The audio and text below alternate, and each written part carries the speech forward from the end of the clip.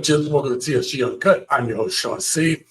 Um, sorry I got started a little late, but I want to I wanted to keep it real today. Okay, I found a video, and I thought this video was older, but I guess this is a recent video. But I found a video, and I didn't even watch the whole thing. I just watched enough to be like, this is an interesting topic that I think that we need to address, right? Something that some of us might know about when it comes to the church, right? We need to talk about that because it has been my belief that the thing that made us the strongest, the thing that made us in the Black community very strong was the sense of community. And when you look back, right? When you look back decades, that the church was considered the backbone of the community. Through the church, right? So much was established. It raised our families. It set standards. It gave men and women a code to live by. But when you look around today, you look at the pews. Who's filling these pews today? We see a lot of single women. Not to say there's no men in the church, but there are a lot of single women in the church. Even with the men that are in the church, they don't want the men that are in the church. Some of these women are going to church praising Jesus, okay? And they sitting there with bitterness and hate in their heart toward men, shouting amen. But they can't keep a man Monday through Saturday. Well, maybe they have a man on Friday and get rid of him on Saturday. Who knows? You know what I'm saying? So,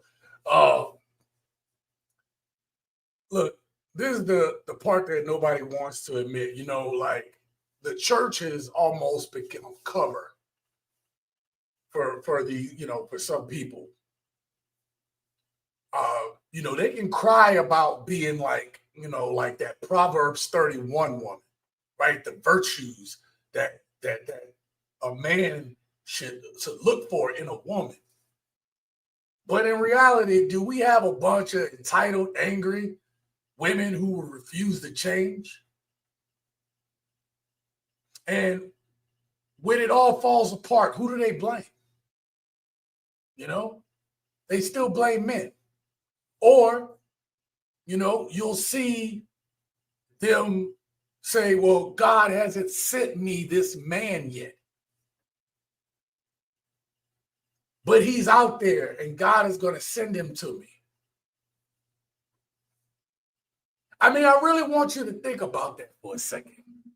God is going to send me my husband. God is going to send me this man.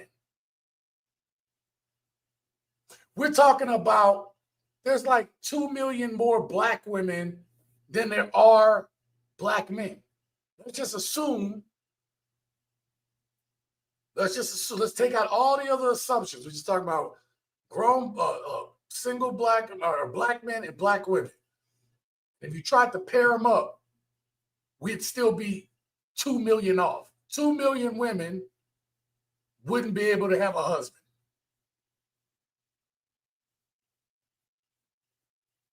I mean, I want y'all to think about that. So that's a whole nother topic. And I think I'm going to open that can of worms later because it was something I thought about earlier and I never got a chance to write down. But there are more Black women than Black men. And I posed this in another video that the numbers are off, right? And I'm going to ask a question about that later. Right? But back to what I was saying, okay? I watched today's video, right? I don't have a bunch of clips. I have a video that we're going to be looking at today. Now, this video is from the channel Dating Right. Shout out to this brother. Shout out to this channel. I thought this was a topic that we needed to broach because there's things that have happened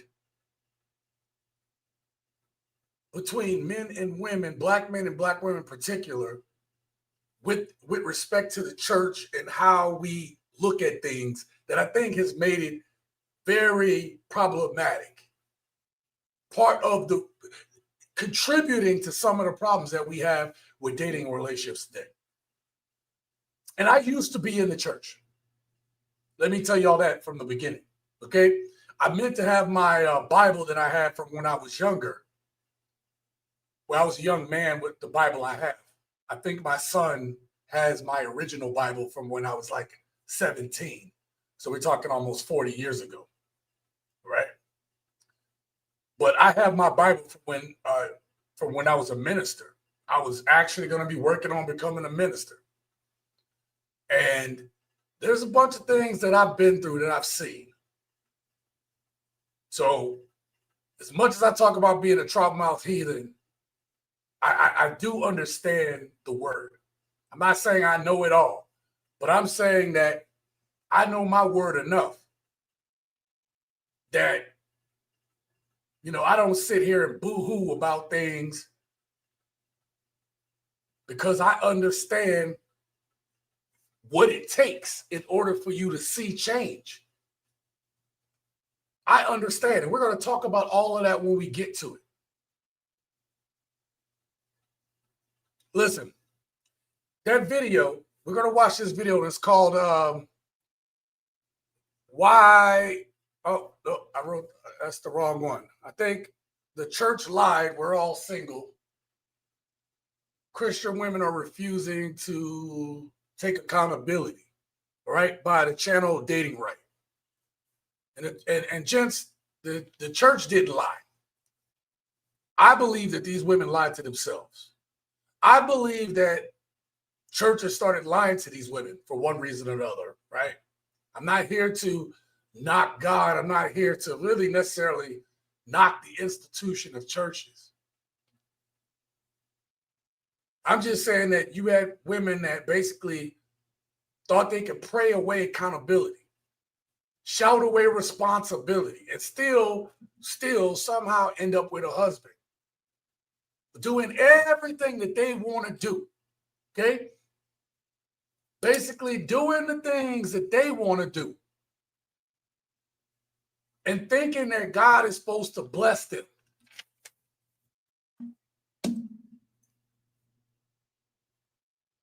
So we're going to break this video down.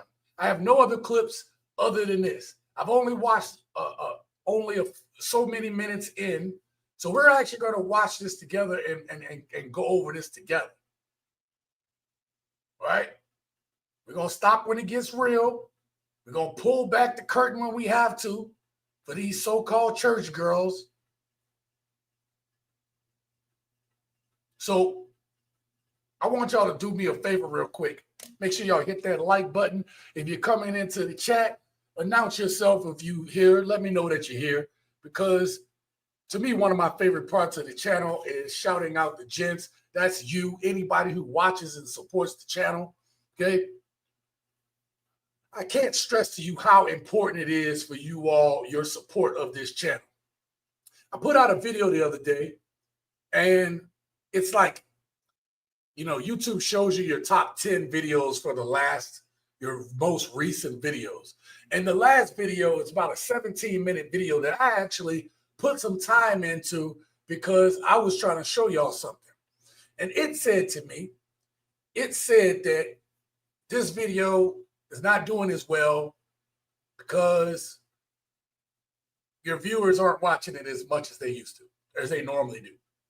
And so somebody in the comments said, man, this is really good. It's a shame that you don't have more views and more followers. And I told them, it's okay. I'm growing at my own rate. I know who's for me, right? I know who's for me. And anybody who watched that video, the amount of time that people watched the video, that told me people liked it. But I'm telling y'all right now, when you all don't support videos, you just forget it or you're not interested. That's why the videos don't get pushed out. Okay. So I just want y'all to know that. Let me first shout out Devin. Shout out to Devin with the $5 holler. He says in the Bible, God created woman for man and not man for woman. The church should be telling women what they need to do to qualify for a man. This requires work. Absolutely, Devin, and we're going to talk about this today. Let me get you up on the as our first. You are our first sponsor of the evening. What am I doing, Sean? I'm like, what am I even doing, man? I'm sorry, man. I got so much going on here in the background. I apologize. Thank you so much for the $5 holler, Devin. That really helps, man. Seriously. And this is the kind of support what just happened. How did I not do a dollar sign? Crazy. Okay. All right. Let's get you on there. Thank you. Thank you so much. Okay. Let me see who I got in here with me tonight. Shout out to Expat Living. Let me get to his first comment. If y'all don't know, the Charlie Kirk was unalived in a shooting on a Utah campus. Yeah, I saw a bunch of that. No matter which side of the political aisle you may lean on, obviously we have people from all political beliefs that watch and support this channel. I would hope that you all don't feel that violence is the key, right? We all want to live a life. This dude had a family, and it's just a shame that we can't have people be civilized, right? It's a shame that we can't have a civilized society, and it's a shame that there's a lot of rhetoric and just people that basically want to harm you because you don't believe what they believe. We used to be able to talk these things out. A lot of y'all are old enough to remember that we used to talk these things out, whether we disagreed. We agreed on the shared principles of what we called the American dream and spirit. But unfortunately, we've never done anything about the violence, unless you want to count the crime bill that basically, affected our communities. All right. So it's unfortunate, and thoughts and prayers. The church gives them community, but not companionship. Yep. And shout out to you, Adam. Thank you for that. Alpha Time Affirmations. What's up, Pete? What's up? What's up, fam? Great to have you here. He said the pulpit now profits more from lonely women than from strong marriages. This right here. And I knew, thank you, Adam, this topic tonight is going to perk up some ears because y'all know what I'm talking about tonight, okay? If you've even gone to church a few times, you know what I mean? You've just gone to church even a few times. And I've been to all types of church. I've been to, obviously, I grew up in the church. My great grandmother had me there and everything like that. I was, baptized in a Baptist church, black church, whatever. I've been to mixed churches. I've been to white churches. I've been to Catholic churches. I've done the kneeling and the standing and the kneeling. I've done it all. And it's unfortunate that our churches right now, we'll get there. We'll get there because I'm hoping that this video covers some of this. So thank you for your comment. Let's see who else we got. Shout out to Preston. He said, yo, Sean CTSG, big brother, homie, and the Uncut Green Money Speaks. Thank you, Preston, for being here. I appreciate that. We got our boss. Shout out to you, our boss. He said, checking in, gents. Salute to the chat. Salute to you, our boss. Thank you for being here. Into the Deep End Podcast. Thank you for being here, brother. I much appreciate it. I don't go to churches because they will fight over you, and then you're the bad guy. Hello, everyone. What's up, gents? Hey, Into the Deep End Podcast. Thank you for being here, brother. Much appreciated, and thank you for that comment. You are absolutely correct, and I hope that we're able to get into some of what you just said. I don't want to go in and spoil anything, but we're all going to figure this out tonight. This is a different type of live stream Into the Deep. This is a different type of live stream because I have no clue what's really coming up. We're going We're going to go through this together, okay? Press says, now we putting Jeebus in the mix, especially when they're the ones who literally said they don't need no man and to not to approach them anymore, but still blame us. Yeah, you know what? There's so much I want to say to y'all comments right now, but I don't want to like start talking about the things that might come up, but I'm going to just keep going on. Our boss says, God is going to send me a new car too and a new house. How delusional can you be? Our boss, he told me I was getting a new car. You know what, our boss? God told me that I'm getting my Corvette, okay? He told me that. I'm just going to sit right here, okay? Right here. I'm not going to do anything else but sit here, pray, wait, and believe, and it's going to show up.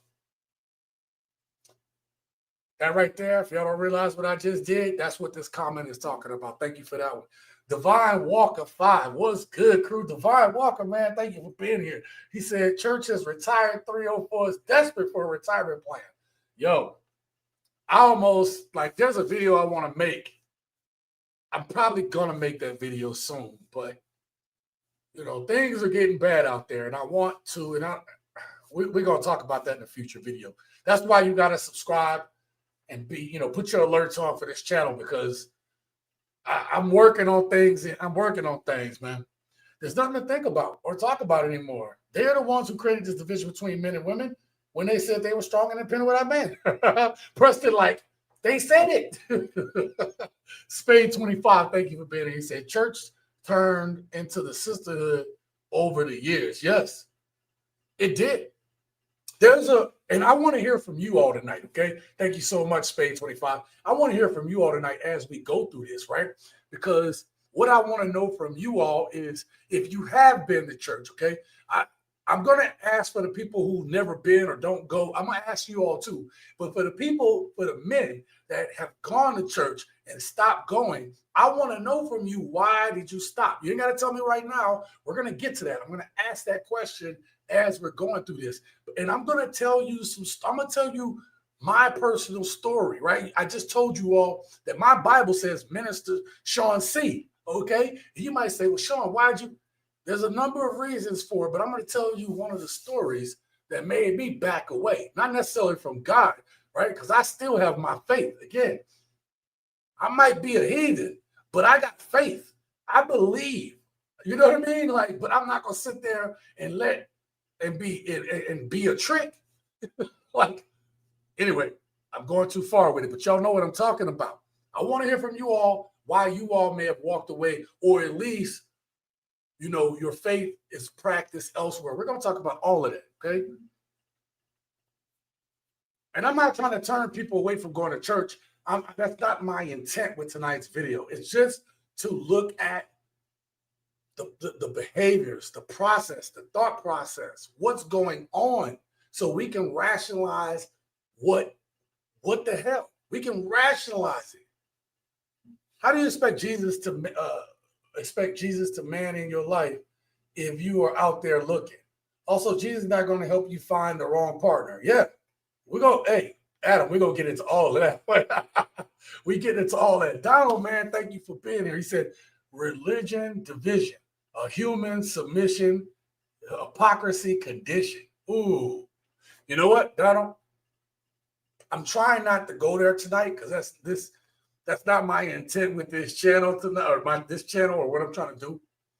Okay, but this statement right here. This statement, I like it. Just like men are refusing to marry these walking herpes, C4 street birdies, disease, still cookie floozies.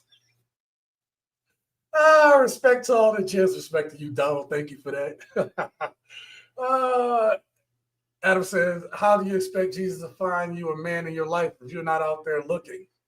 See, that's what I talked about with the Corvette thing. Anyway, neither here nor there. Also, Jesus is not going to help you find. Okay, we read that. All right, cool. Spade 25, the women in the church for the majority are still trying to escape accountability through the Lord. Oh, we're going to get there. Wild Bill, man, thank you so much. He said, hello, brother. Wild Bill, man, great to see you, man. Thank you so much. I'm glad you're here tonight. this topic, it might come off as about church, but this is really a deeper conversation about accountability and about how we're going to get there. Okay. I believe that this video is going to cover some of it. And if it don't, we're going to fill in some gaps. I don't want to get ahead of myself because there's so much we need to talk about. If anything, the Lord doesn't bless, what creates stress? MW, I'm with you, bro. Okay, MW, great to have you here tonight, man. And unfortunate what happened with those Lions, man. Sorry about that, but it's week 1, so it's all good. My Saints, I can't believe that dude missed that damn catch in the end zone. Not going to go there, though. We're not talking about football. Speaking of Sunday stuff you do, right? All right, definitely with you. Thank you, Preston. I appreciate you. You're welcome, sir. Thank you, Devin. I appreciate you, man. TSG is the definition of it's a marathon, not a sprint. YouTube will eventually roll with the program because the truth cannot be stopped. Listen, I'm gonna pause real quick. This is y'all talking about what's up with the channel and it getting views and all this stuff. Let me tell y'all something. Let me tell you why this is a marathon and not a sprint. I put out a video. Y'all might remember this video. I put out this video maybe 2-3 months ago. And the video was where I showed a clip from the 80s. And it was black men and black women talking about dating and relationship in the 80s. Y'all remember that? Now, when I made that video, I remember specifically telling my girl, I think this one's going to do well because it has a really deep message. And I think the gent's going to appreciate it. That was another one of those videos where, guess what happened? The gents did not watch the video, okay? And then so it got some views, but it didn't get nothing significant. Not what I thought it was going to do for how deep the topic was. So guess what I do? I make the next video and I move on. I might change the title or a thumbnail here and there, try to spark some more interest so you can know what's in it is good. But I'm not going to sit and lose sleep over it. Fast forward to about 2-3 weeks ago, that video blew up, okay? That video started getting so many views. So sometimes a video might not get views in the moment, but it might pop off later once YouTube, knows what it is. People are looking for similar videos. So guess what? I ain't losing no sleep. I got y'all, man. Y'all here on a Wednesday. Let me know what y'all drinking. I left the gym, okay? And then I came home, made a shake. That's why I was a little late. And so all I'm drinking is water because I was at the gym less than an hour ago, okay? So let me know what y'all sipping on tonight. And yeah, we gotta do a Friday night jam session soon. All right. So thank you for that, our boss. I appreciate you. Divine Walker says, invest in a brother and become a single mother. Wow, damn. Oh, damn, man, that's crazy. Hit the like button. Thank you, XL Pro. Thank you for being here, man. And he also says, salute to the chat. Salute to you as well. Preston, marriage doesn't compute when you have privilege of love until sickness, health, and death do its part in court. Yep. Divine Walker says, winter is here, folks. Time to eat popcorn and watch desperation set in. I mean, he says, salams. Thank you for being here, man. Appreciate you. I left the church when they stopped paying me to play the organ and piano on Sunday. It was just a job, man. Dang. Devin was like, you got to pay me for this organ time, man. And we sit here just playing the organ. Oh, man, that's funny. If anything, these people really have lost their effing minds to go off the deep end and hurt their own children. Yeah. I already know where this topic is going, so I have to be careful not to spoil it for others. Yeah, Adam, I know. I think we know, but we're going to talk about it. Translation from Women's, I made the wrong dating choice, then blame and avoid accountability. Absolutely. All right, let me see if I got anybody else. Let me catch these last ones. Even Jeebus can't sedate stupid, delusional, blind people. I'm drinking water also. Yep. There's a water night. Yo, XL Pro, salute to you, brother. All right. And then Devon says these 3 or 4 are out here in the trenches while TSG is in air conditioning. Oh, yeah. Y'all might hear the fan in the background, but it was too hot. I was actually going to wear a suit tonight. I was going to wear, or at least a shirt and tie, be fancy. Nah, it's too hot for that shit. I'll wear a shirt and tie. This would have been a shirt and tie type episode to me, but I live in the heat, man. No. I drink 1 cup of coffee in the morning and water the rest of the day. I was doing like mushroom coffee, but I don't know if it's causing me digestive issues. So I try not to drink it every day. I just drink it every other day. Today was one of them days I wish I had drank it. All right. Y'all have heard enough. Y'all ready for the meat and potatoes. For you all who have just come into the building, I am about to go over a video by the channel Dating Right. Right as in WRIGHT. Shout out to the brother for whoever that channel is. Thank you for this video. I thought it was an older video, but I guess it was a recent video. And but I saved certain video clips as, you know, I have a bunch of videos I save, and I should probably be doing more reactions to those. And, you know, if y'all want to see more reactions to other videos, let me know. I just typically don't do that. But this one has a lot of clips in it, and I think it's going to talk to a bigger thing a bigger issue, right? All right. So without further ado, y'all done listening to me. Let's get into this. Okay. So has church let Black women down? Okay. So I use this as a simple framing. Again, this isn't about just race. We're talking about what I'm going to show you tonight with these clips. I want you to see the church aspect because how important that is, you know, to the community, right? I mean, obviously white people go to church too, but there's something special about the Black churches, okay? And but what we all can learn from it is at what point do we allow churches to make it where we're not being accountable for our actions? Okay, but again, this is a 24-minute video, so we have a lot to discuss. And with that being said, gents, put a 1 in the... Why are men not approaching women in the church? Girl, we about to find out. We about to find out. Like, we about to find out today. Like, the Inside Out Singles is about to tell us, the men's edition, they're about to give us the tease as to why men don't approach women in the church. Okay, let me stop it there real quick, right? So the first clip already is establishing why don't men approach women in the church. Now, if y'all remember correctly, when I started off answering y'all questions, I said that there are men in the church. They may not be as many as they used to be, but there are men in the church. I've seen a video clip, gents, right? Thank you. I mean, I appreciate that. There are women in the church, and I saw a clip that had the pastor bring up a woman.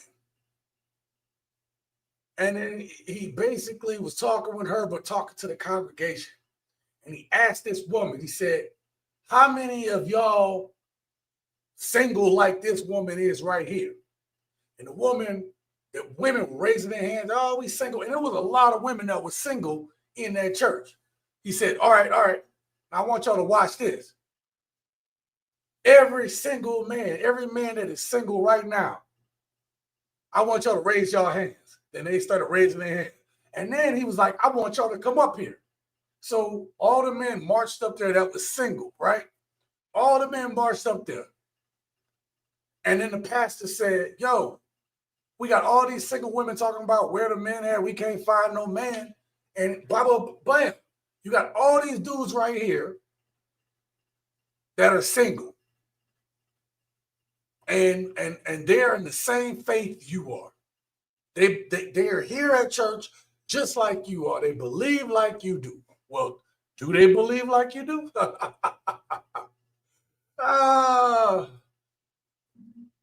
So he's like, what's the problem? I'm not about to answer that right now. I'm not about to. Shout out to you, young Hazrat. Thank you for being here. He said, oop, there it is. Thank you very much for being here, brother. I appreciate you. She means we're the single, emotionally available men with good looks and figures. Hey, Divine. Hey, you know what's funny? Y'all notice what I did with the thumbnail, right? So I had those black women lined up and they would look into, and I tried to find like, the super ninja, right? Like the suave looking black dude with a suit on, the almost got thug looks. I tried my best to find a picture that they say they want, that they praying to God, praying to Jesus for, right? And I did that on purpose on the thumbnail. I did that shit on purpose because I was like, yo. and this is why I did that thumbnail. Shout out to you, Divine Walker. Let's get back to it real quick. Attractive black Christian women unmarried. That's the question that bothers me the most. Would not nag me for so long. I go into church and see so many straight up fine sisters. We can survive without a man. We do all the time, all over the country for years. We can survive without sexual intimacy. We can survive. We can make it. All right, but we're not satisfied. Okay, I'm not going to say happy because the word happy is not in the Bible, the Torah, or the Quran, so it can't be that important. They've made it important to us because we spend money for happiness. All right, and we think it's everybody pick out what they want to have happiness. All right, but as I said, peace is the number one thing that creates happiness and allows all of the other things to grow and happen. But I'm gonna stop, sister, right there. Okay. I want to focus in on the last thing she said. She says, peace is what creates happiness. I mean, whether you agree with Sister Shahrazad Ali or not, she has a point. Peace is what creates happiness. The thing about it is, I want y'all to understand something, that there are people, and y'all know stars, right? Stars are the best way. What was the dude? The dude that Dave Chappelle talked about. Anderson Cooper, or not Anderson Cooper, whatever. The dude that would fly around, Anthony Bourdain. You have, what's that other dude? I can't believe I just said that. And I'm saying Robin Williams. These dudes had money, fame, people love them, and blah, blah, blah, right? And they decided to control alt delete themselves. With all the stuff, they control alt delete themselves. And you have to ask yourself, well, they had everything. Why would they do that? Because they didn't have peace. They had that inner turmoil. And so we have a bunch of modern women today who base their peace on what you can give them. I'm not saying that having provisions isn't important, but it's gotten ridiculous. Y'all know that. Y'all know it's gotten ridiculous on the requirements that women have, and the shit don't even matter. Even when, bear with me, gents, even when you decide you're going to give your woman everything she asks for, want, or need. Okay? Even when you decide to do that. Have you ever been with a woman that you did things for, a bunch of stuff for, and she still wasn't happy or satisfied? What about these women that supposedly have good men? Oh, he's a good father and a good husband. I'm just not happy. I mean, come on. Think about this. Think about this. Even when they have a seemingly good life, it's not good enough. It's because these people don't have peace. I'm not saying your life gonna be easy, but you can still have a hard life and still have peace. But modern women today don't care about that. Shout out to Gerald Strutter. He says, new to the platform, when is your scheduled live stream? I try to do a live stream on Wednesdays, somewhere between 4:30 and Let's call it 4 to 6. Okay. I've been pushing it back a little bit later now to let people get home and settle. So today was 5. But a lot of times, you know, like I used to do like 4:30, but 5 is a good spot, right? So thank you for being here. Divine says they love attention so much they'd rather be alive and in danger than to be alive and in peace, since having attention means so much. This right here. Rick, shout out to you, man. He said, welcome, brother Sean C. Got that knowledge on deck. Oh, yeah, we about to talk about it. Oh, we about to talk tonight. Adam says, finding true peace will bring you happiness in your life. Yeah. Why do you think I continuously on this channel talk about men being on their purpose? There's a reason why I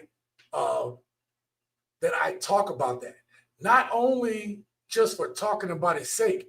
This is my philosophy. This is what I live by. I've showed y'all only like a foot away from me is my binder where my 5-year plans have been. I'm on my 3rd 5-year plan right now. Okay? Is it perfect? No, I've missed some things, but there's so much I accomplished. Men derive our peace from operating in our purpose. When we know what we need to do, we operate our best there.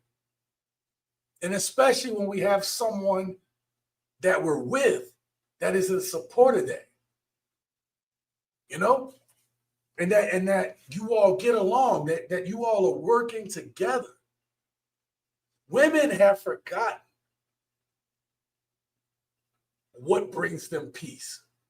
We're going to talk about that because I believe it's going to be in this video. I just want to stop it long enough to tell you all what she's saying about peace is the truth. Happiness is derived from having peace. It doesn't mean everything is perfect. It just means that when you're operating in what you're supposed to be operating in, you should be able to derive peace from that. And modern women, it's all about more. What can you do? Shit that's not even tangible. Do y'all realize that there's a lot of stuff going on right now with the dollar and the markets and like all this shit could just go away soon? And what does it matter if you got Gucci or Birkin or if you got your nails all the way out to here when your ass is hungry? You see what I'm saying? None of that shit makes sense. Let's get back to the video. But we're very lonely because of our men being so discouraged right now. Okay. Scribe is how 4 million people turn processes into step-by-step guides. The hardest part of any job. Sorry about that. All right, so that's the channel. Make sure y'all go and subscribe. If you know how to slide into. But if you're not subscribed to mine, don't subscribe to his, okay? He got 87,000 subs. I'm at a lowly 51, okay? Help a brother out. All right, let's listen. Let's go back to it. My DMs, but you can't slide into the presence of God. You ain't my type. If your prayer life is as inconsistent as your texting game, you ain't my type. I'm tired of my prayers not reaching God because this thick lady over here in this Shein outfit messing. Oh, wait. Gents, I remember this part, okay? I remember this part, okay? When I play it and y'all see it, we're going to talk. It's a little side joke. We're going to talk about it on the side, okay? That's why we're going through this video. We're going to talk about this on the side. I want to see if y'all see what I saw, if that makes sense. Up my prayers. I keep looking. Y'all be too thick to be in the house of the Lord like this. Wear a long skirt. I'm trying to get my prayers up to God, and y'all, this is not what God wants for me. I'm trying to pray to God, and y'all so thick running by me in that offering table. I'll be like, tapping my home button. Look, she's so thick. Oh my God. That's how I know my prayers ain't getting through. Some religions got it right when they put the women over there and the men over there. I get it, because you can't concentrate on God and prayer when this lady smell good and thick, she ain't got no panties on. Wait, You what? in the middle of prayer. You done got chubby a little bit. Your meat done jump like, oh, I see you. I don't need to be like this in church, God. Father, I can't concentrate when there's a thick lady that smell good next to me. I don't even care what her face look like. If she thick, I'm looking. So a little over a year ago, All right, I want to go back. Now the thing I was going to bring up. This is a quick little side thing. Okay, the one thing I wanted to ask y'all a question about was, from what y'all know about church of recent, would y'all be distracted being in church right now? Because there was there was people dressed modestly going to church back in the day. Don't get me wrong, okay? Sister Louise, she was dick with it, okay? You grew up in the South like me, there was a few thick ones, okay? But there was a modest dress in the church because they used to tell you about yourself. Hey, you can't wear that up in here.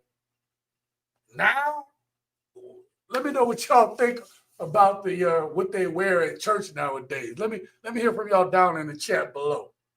Okay? Our boss says turning church into a thirst trap is crazy. See, somebody gets it. I want to have a little fun with that. Devin says, I can't date another Christian woman nor a spiritual woman who's low-key a witch. Oh, man. Oh, you know what? I think we're going to talk about that. Again, there's a bunch. This is just the intro. This is not even the video. Okay? That's harem in Islam. Yep. Antics Fantics, man. Shout out to you. He said, man, I'm an actual Israelite. I know more about the New Testament than these so-called Christian women. Yeah, man, listen. I'm not going to claim I know everything, but yo, you ever notice Antics? You ever notice these women will tell you it's like this? Hold your horses. Let me go back real quick. Right about this woman right here. Check this out. If your prayer life is as inconsistent as your texting game, you ain't my type. I'm tired of All right, now listen. I played that for a reason, right? I played that for a reason, Antics, because the point I'm trying to make is you got women that will tell you that, well, if you ain't doing this, if you ain't, your prayer game ain't this, blah, blah, blah. But then whenever something goes wrong, they don't have no faith. Like, where's your faith?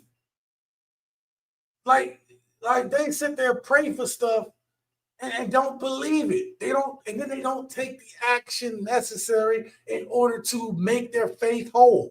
Again, I didn't want to go in there now because I believe it's going to come up in the video. But if you know what I mean, you know what I mean. How am I, how do I got more faith than you and you up in there? Anyway, that's where I was at. Okay, thank you for that one. Creative Fish Design. That's harem. Okay, I read that. I was going up to make sure I caught everybody going up. Kevin Samuel said, "Winter is coming, and women must come correct. We are about to have a global reset." Yeah, Divine Walker. That's I don't talk about that on this channel, but you're not wrong. They are trying to reset this thing, and we got to be careful when they do, because they're gonna try to do the okie doke on us for real. Okay, so they're wearing nightclub clothing to church. Rick, yes, sir, yes they are. House of Cons, salute, fellas. Thank you for being here, brother. I appreciate you here tonight.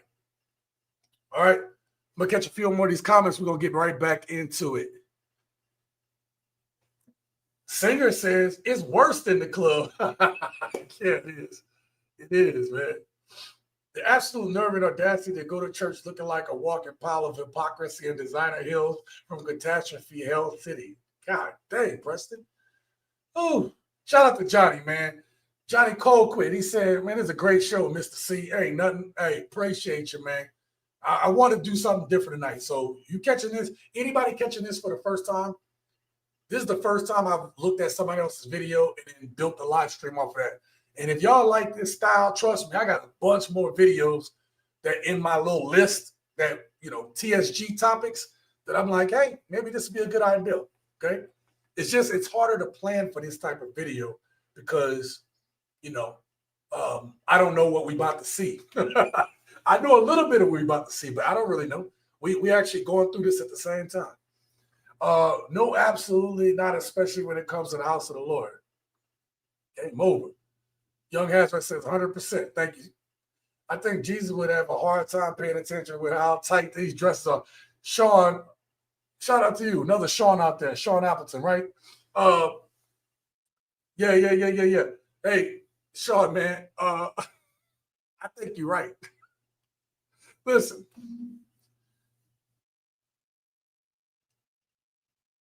I think that it would be hard for anybody from back in the day to look at modern women today and not assume that they were working women.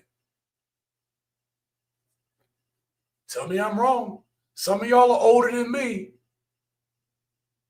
Tell me I'm not wrong. It would be harder for people back in the day to see the way women dress today, right? And to assume that they're not working women. Tell me I'm wrong. Their faith should be in their men. I think we're gonna get there. I think this video is gonna take us to a few of the spots that we need to talk to. We're not gonna go through the whole thing because I want y'all to go to this channel, but I wanted to make sure that we touched a few spots. It's 24 minutes long. There's no way we're getting through it. Okay. You're preaching the truth. No faith at all. Yeah. Young Hazard. Like, they'll be like, talk about, oh, God is going to take care of me. Like, you know what? You're right. You're right. You'll support them in that. You'll be like, all right, yeah, cool.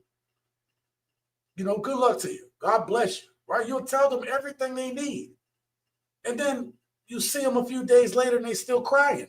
You're like, why are you still crying about it? Oh, well. It's like, but you prayed for it, right? You prayed for this thing to be like this, right?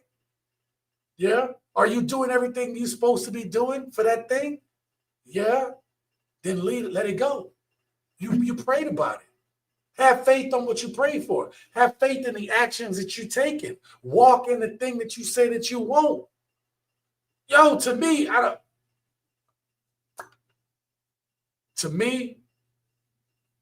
faith is it's a test of your patience. You know how people used to pray for, like, Lord, give me strength, right? And we joke about it, right? You see in the movie, Lord, give me strength. But you know the one thing about praying for strength? When you're praying for strength, then you got to get tested, right? You don't just, like, I own swords, right? They don't just take some metal and, kind of shape it up and then just, there you go. That sword would break as soon as it, hit with another sword. No.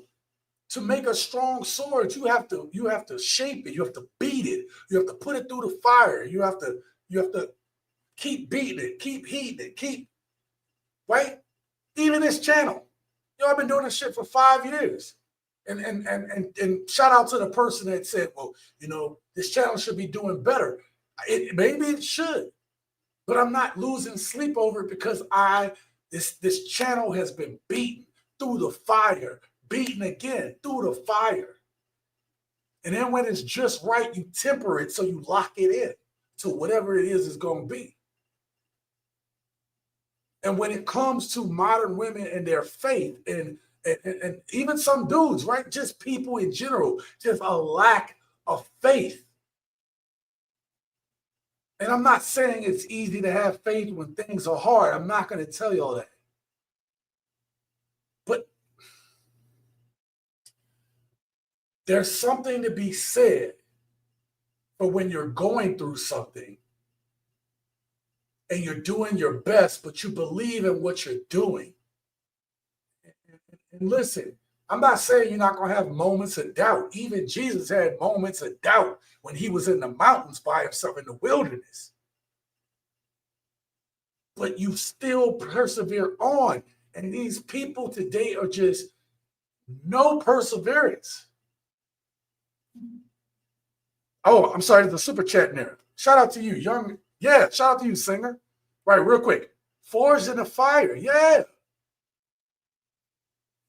Young Hazard with the $10 holla. Thank you so much. Over 50% of millennial women identify as being chronically anxious or emotionally burned out. God brings peace to a person. So apparently they're not as close to God as they believe. Listen, I try not to. Let me get you up on the tickler there, Young Hazard. For what am I doing? Oh, there we go. I try not to. I try not to like talk about how a person is close or not close to God, because everybody has to be on their own journey in their own time. But I will say this.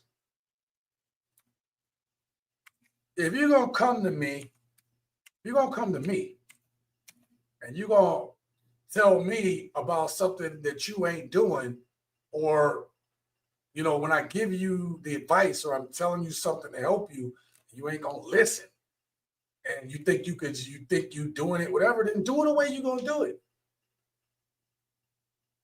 But that's not the way my faith works. I know faith, and a lot of you men know faith. And then I got to go out and get it as a man. And I have to have faith that what I'm doing is going to work. So I just find it funny enough that you got a church full of women trying to tell, you know, be like, if you ain't, your prayer game ain't up and this ain't right and blah, blah, blah. But then when you go talk to her, she crying about the lights and she crying about this and this ain't right in my life. And you're like,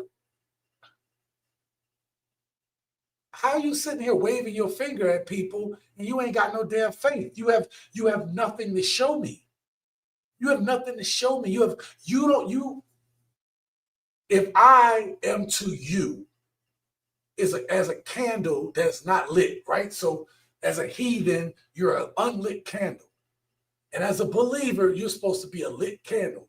And you're supposed to light other people's candle, right? How are you going to light my candle if your light is out too? How is it that my candle is lit and you're supposed to be the believer? Come on, man. I think I might have hit too deep on that one.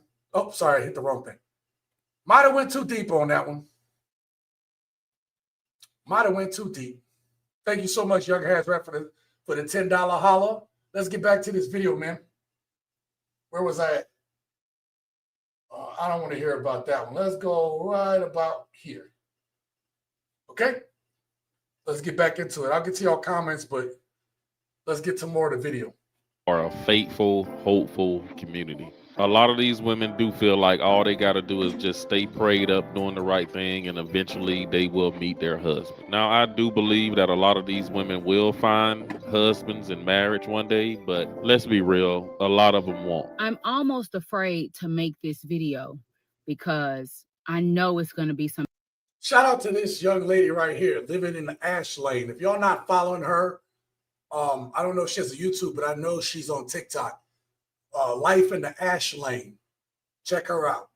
Backlash.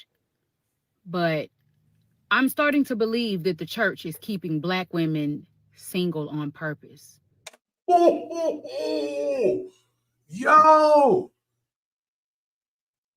I thought I was going to have some bold takes tonight. Yo, I didn't watch far in this video as I thought I did. Yo! She straight up said she think that the church is keeping Black women single on purpose. Yo, I'm gonna put this up here. The same pulpit that warns about wolves often wears sheep clothing. Yo, this is what she's talking about. Real quick, Devin says, I believe that men have more faith than a woman because men are not given anything in life. Everything men receive is from God and the work they do, right? The work of our hands. Women are given much by society. Yeah. And that's why we're supposed to be the covering, right? we have that faith because we know we have to walk in what we're doing. And then when the women that we have are under our protection, so they're covered. They're covered by our blessing. And then they're in turn, they're able to bless us. But that's not what's happening right now. She's not lying. Church's been pandering to women. They need to build that building fund. Yo, you mean that building fund they've been working on since I was a kid, 30-something, 40 years ago? 40 years ago. Faithfulness has to be sincere and real. Love is gone. There's nothing but false prophets and used products. Yeah. Let's get back to it. Let's see what Ash has to say. Okay? Let's get back to the sister, man, because she sounds like she about to cook on this one. Sorry about that. I am starting to believe that the Black church is keeping Black women single. Okay. What if I told you this dish was actually healthy? Let's be real. Factor's menu is way healthier than the competition. Their chefs actually know what they're doing. Every meal's balanced and built. And what I mean by that is she was cooking. I want to believe in my heart of hearts that when churches have Women's Day, have women's conferences, when you go to these women empowerment, conferences, and they are allowing people to be vulnerable and transparent, and they are sharing how they healed from certain things and how God's word helped them to heal, which is true. I'm trying to figure out why we are almost intentionally leaving out that God's word also says that a man is a woman's covering, and a husband is part of, or should be part of, an honorable, godly life. None of that is ever mentioned in a lot of these spaces. She's still talking about there are more women in the church than men. I don't have a problem with women being in leadership because that's needed today. But when I'm watching women that are in positions of power and in positions of leadership in the church, but I'm not hearing you talk about how important the family structure is and how important a covering is and how a woman is created to be a helpmeet and a neck, and the man is supposed. When I don't hear those things talked about almost intentionally, is that because I want these women single? Am I the only one that is starting to feel this way? Shout out to you. Before we get back to that, I wanna get back to you guys. Did y'all hear what Ash just said? She dropped some serious gems. Is the church purposely withholding talking about men being the covering of women, right? The importance of families, the importance that men and women have a relation to each other? Or is the church preaching the things that are necessary that will help these women be prepared to be wives? Or let me say this, maybe that's not a topic for church, but Ash just talked about these women events at church. Are they talking about this stuff at church? Or are these women's events at church? Are they talking about these things? Hey, we need to talk about this conference, how we need to be prepared and to be the vessels ready for our husbands. Are they talking about these things? Because it seems to me, from the little bit that I hear, and I don't want to put this on all women, or all women in the church, but I'm saying I'm not getting that impression. I put out a video on this channel about a month or so ago, and it was a female preacher in the pulpit. Some of y'all in the very comments talked about it. Y'all, my gents, right now, some of y'all in the comments talked about it. Y'all said, yo, okay, there's a woman in the pulpit. Okay. I think we may not may not necessarily agree with that. But again, as Ash said, it might be needed. But then if you're going to be in the pulpit, Why are you preaching a gospel? This lady in the pulpit was preaching a gospel about if the man ain't about to take care of all your bills and this, that, and like from the pulpit. Blows my goddamn mind, man.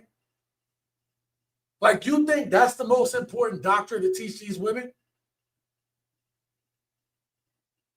He needs to provide for your stuff.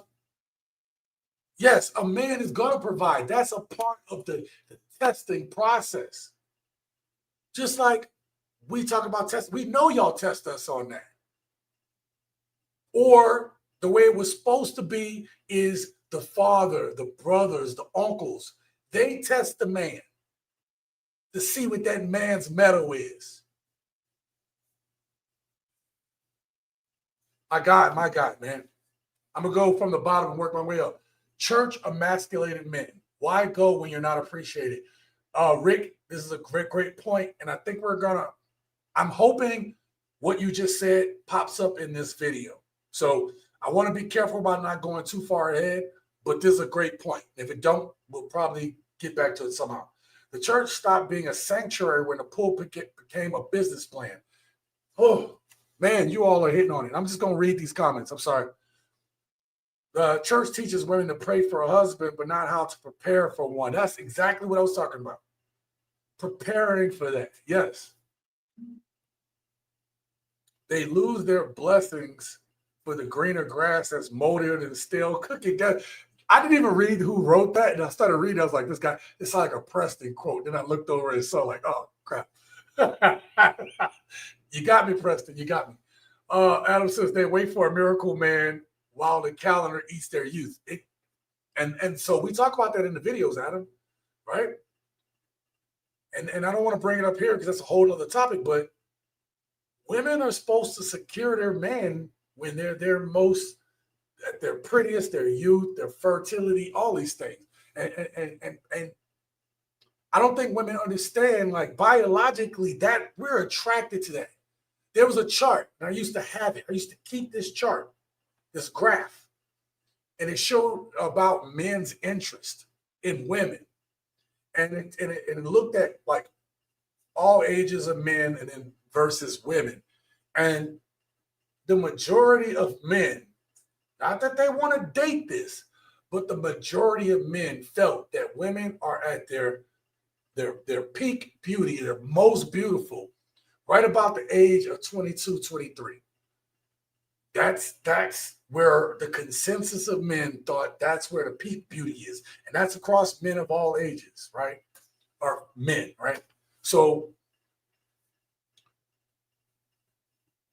I realized that there are beautiful women that are older. That's a fact. There's some beautiful older women. But men really going to appreciate it. You're supposed to secure your best options at those earlier years. And a lot of women are sitting there like, I got time. And it's like, no, baby, you don't. You do not. So, yeah, right. Right. I'm reading what y'all saying. Y'all right, man. Let's get back to this clip, though. I'm sorry. I don't mean to cut y'all off. Shout out to Miss Karina for being here. Thank you for being here, baby. Great to see you. All right. Wait, did Adam say the church has members, not marriages? And then Devin brought up the fertility thing. Yeah.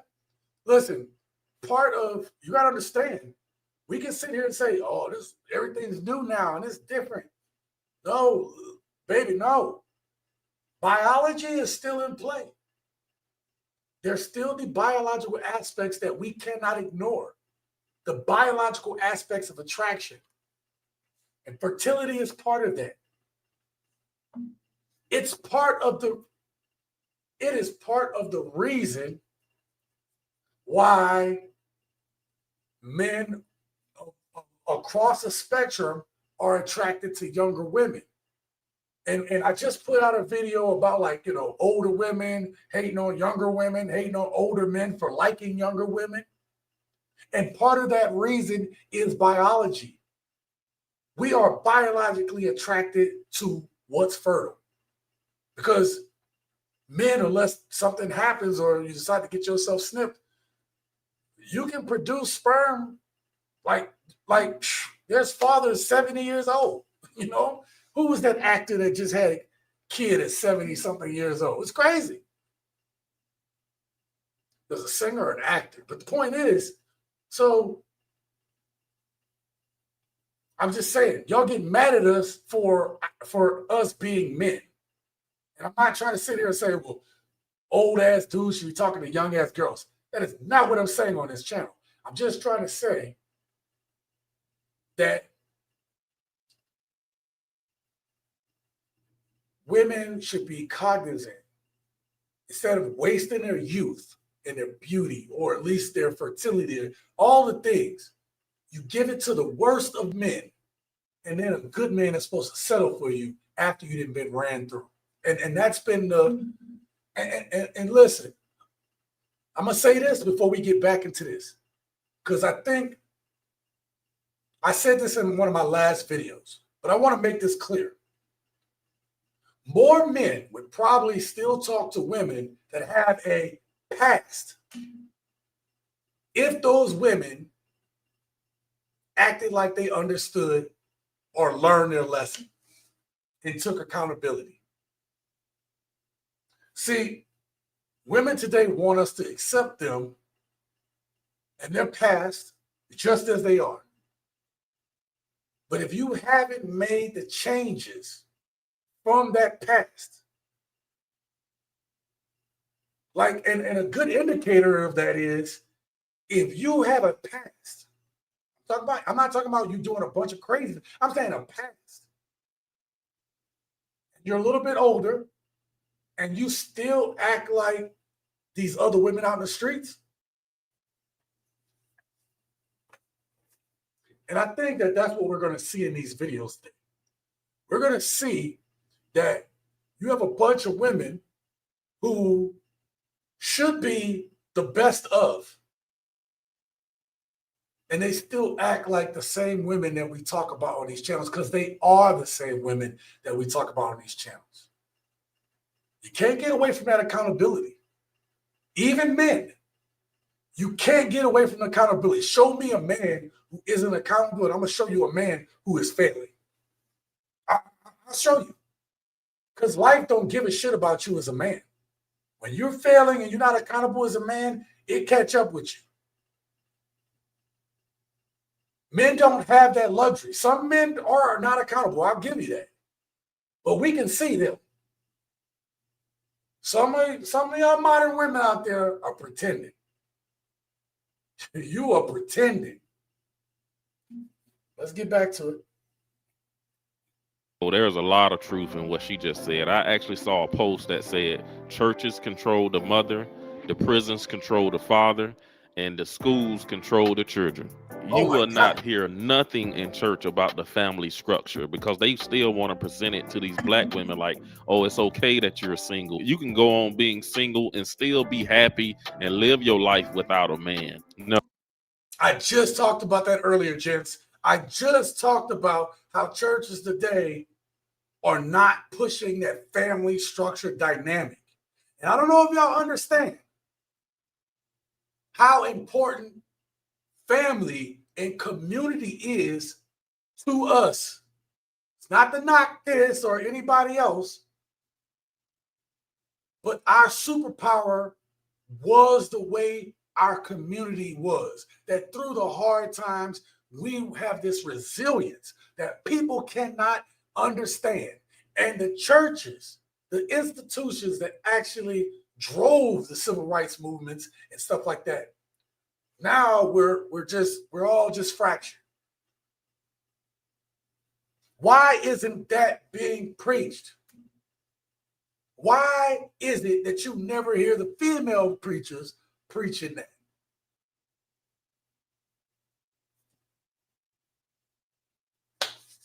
Just asking questions. Let's continue. Oh, they don't want to talk about nothing except for that building fund that those women need to keep adding to every month. They are not encouraging the family unit in these churches. The church is keeping Christian women single, and this is why there are so many Christian single women at the church, literally single for years, not getting married, not getting any type of dates, not getting any type of attention. While they're serving at church, they're doing all the right things on paper. They might be in great physical shape. They might have their healing journey all, through and through. They're doing the inner work. They're doing all that. They are focused. They are focused on Christ. They've been focused on Christ for years. They have been doing the things that people have been telling them to do for years, yet they're still single, have no candidates, have nobody looking in their direction. Let me tell you something. The church does not teach Christian women how to date. The church does not teach Christian women to date at all. What they tell us to do is to sit with our hands in our laps and to wait for a man to come at our door. That is not biblically wise. Faith without works is dead. Sorry, let me stop it real quick, right quick. She said exactly the thing that we've been talking about. She said exactly the thing. They are not teaching women on what they need to do to be wives, or, talking about, okay, we have this problem. We have this problem now with church women still pushing this independent narrative when us being independent is pushing us further from God. This independence is pushing these women further from God, further from family, further from community, further from shared responsibility. And we wonder why our kids are fucked up. And I said the F word. Wonder why our kids are messed up. And this lie that, some women, like there's women that raise good, boys that are single, that grew up in a single mom household. Yes, there are going to be some. I'm an example of that. Thank God. But see, the thing that don't get put in that is I had just about the right amount of male figures around me. And then to go through the military and have all those men, and then my stepdad, and then my uncle, right? Like I had just the married man across the street with his wife, who, God rest his soul, he's gone. But I talked to his wife when my mom was in the hospital because her and my mom are still friends. But I had these people to look at. The truth of the matter is, there are so many of our boys that are slipping through the cracks. So many of our girls who have moms who are trying to compete with them. But back to the point that this woman was making in the video. It's not being taught. It is not teaching these women on how to get their own husbands. It's not teaching that. It's just teaching this gospel of how you gonna get your blessings. What's that? The Deuteronomy, right? Get to press it down and shake it and run it over, right? How you can get more. I'm gonna go on a slight tangent. Please allow me to do this.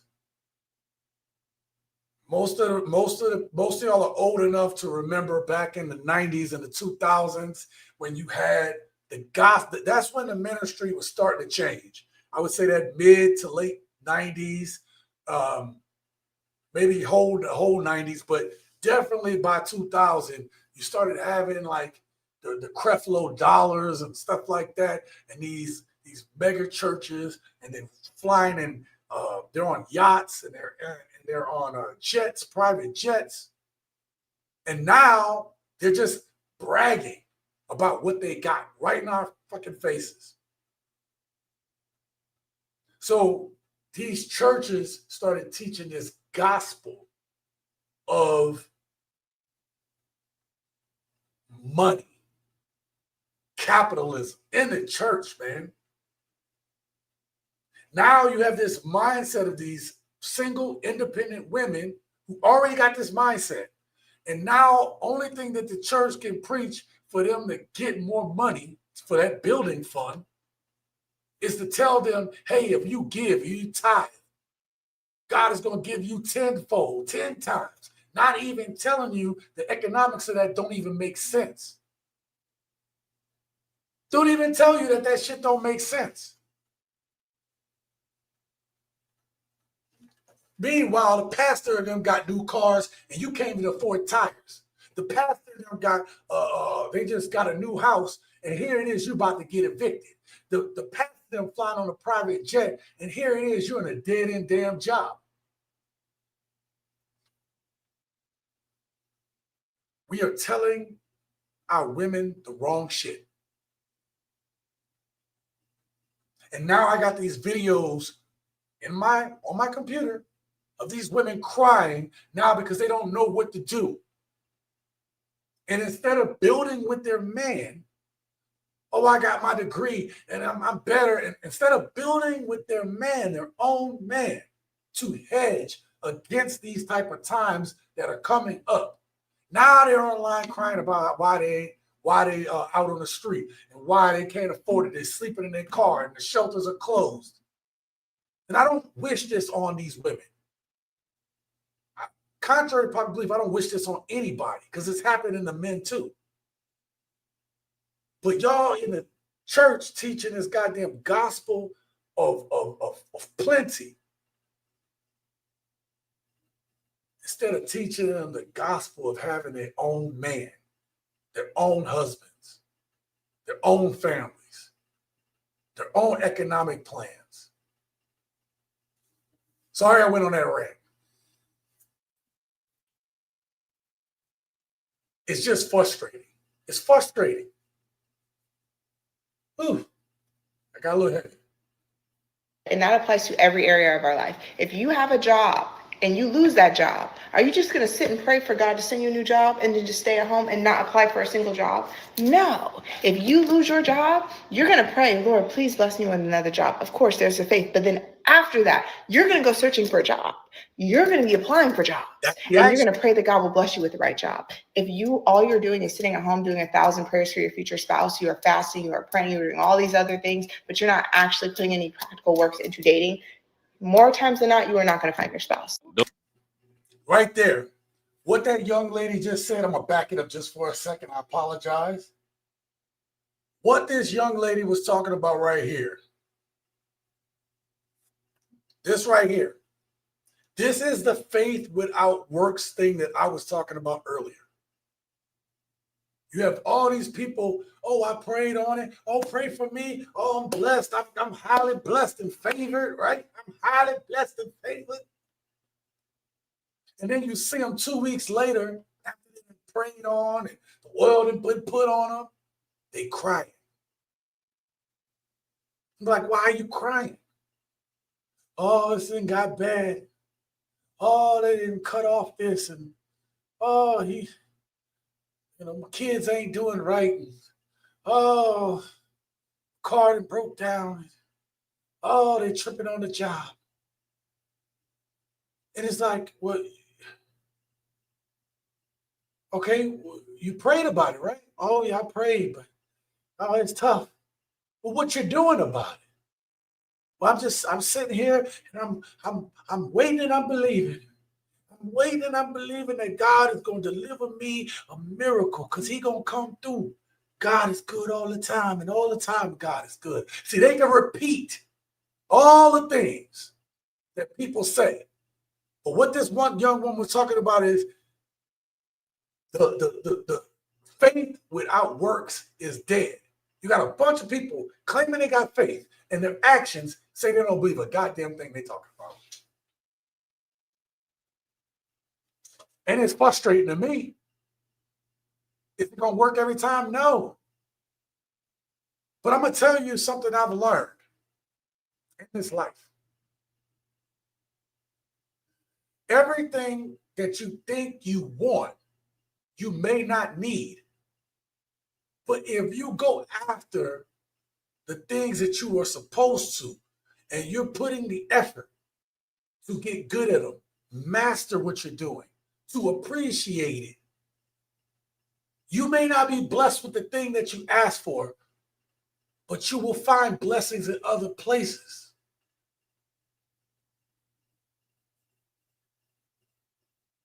Everybody believes if you pray for something, you're supposed to get it.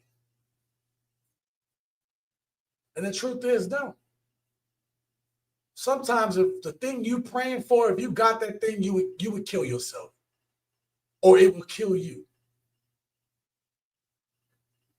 No, baby.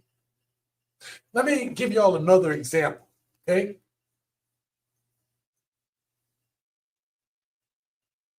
For you all that are fathers, when you have when your kids are babies, right? When your kids are babies, they want everything. They want what you got. They want to put everything in their mouth. They want to touch everything. They want to grab stuff they ain't supposed to grab. They making all kind of dangerous ass moves. And what do you do as the parent? Well, there's two things to do. There are times when you see your kid moving into harm's way. And so what you do is you take that baby, that infant, that child, and you go immediately, you move them and you get them out of harm's way. But sometimes you allow that kid to go ahead and do what they're about to do, even if it results in them falling. Right? You don't want them to hurt yourself, but you know there's a risk of them falling.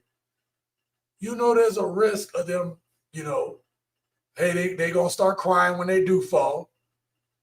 But you weigh the risk. You say, they got to learn that lesson. Or they might just be playing and then they hurt themselves. And then sometimes you need to grab them and check on them. And sometimes you got to let them cry it out. But what's supposed to happen is when that baby falls, and that baby hurts itself, or that child hurts itself, it's supposed to learn the lesson not to do that shit again because it's dangerous. And what we have today is we have a bunch of people in today's society that will put themselves in harm's way, fall, get hurt, put themselves back in harm's way again, and expect God to stop them from doing the thing before they learn the lesson. It's goddamn baffling and mind-blowing. Let's catch a couple of these comments. Instead of looking for love in all the wrong places, try going to the right place. Young Hazmat laughing. Shout out to Garrett Preston. Let them sit in that for a few decades. What? Do you think the Lord will cash after a man? Oh, my God. Okay. Oh, Young, they be waiting a long time. They might get box wine and cats in the mail instead of some Botox instead of some Botox. Yeah. Adam says the church offers women a crown in heaven, but no partner on earth. Yeah. Prime shipping. The waiting game became the wasting game. Yep. Amin says cooked Creflo, Michael Smith, $65 million jet, and granny at home eating cat food. Yo, look, I'll be honest. I stopped paying attention to what happened to Creflo. I'd say probably once I kind of stopped going to church regularly. And that was almost about 20 years ago now. I've been in church since. I'm just saying you're just not going to find me there. Again, I'm going to tell y'all my story before we leave off this live stream tonight. But I'll tell y'all what happened to me. And you're not going to want to miss that story because the story that happened to me is two stories, actually. And I think it perfectly sums up kind of why men kind of left the church. You know what I mean? Jesus is not Mr. Stork. He doesn't drop men off via Amazon on Prime shipping. Okay, that's what y'all was talking about. That's too funny. The altar loses power when lust is welcome in the pews. Yeah. Their degrees leave them highly educated, but completely broken in the process. Let's see if the degrees can keep them warm at night. God dang, y'all are cruel. Young pastor scam right there. Yeah. $200 offering for the pastor to pray for them, a spouse. Ain't nobody married yet. Y'all know that? Oh, my God. Y'all cooking in these comments. Y'all is cooking in these comments. They sweeten the word until it no longer burns away sin. Ooh, that's crazy work right there. Life is too plush for women to realize they need men. If life was harder, churches actually told women they need men, and women believe that things would be different. Absolutely. Shout out to DF for being here. They believe God is going to send them a man. Yeah. Yeah. They want him to send a man, but they're not going to. They'll have faith that God is going to send them a man, but they are not doing any of the actions necessary to prove their faith. And ladies, any ladies watching, let me make it simple for you. Well, where are all the good men at? I have a folder. I can just literally right now click on it. Next video would be a woman telling you she can't find a man. And you have all these channels. Say what you want about this channel. You might say, Sean, you out to lunch, oh, you don't care about women and this, that, and the third. I am not bitter towards y'all or hate y'all. I love y'all. Okay? I love me some women's. All I can think of was that dude. Anyway, but some of us are on here trying to tell you. You got the men in the comments telling you what they want, what they don't like. Like, we're giving you the blueprint, but you know what, gents? They can't do it.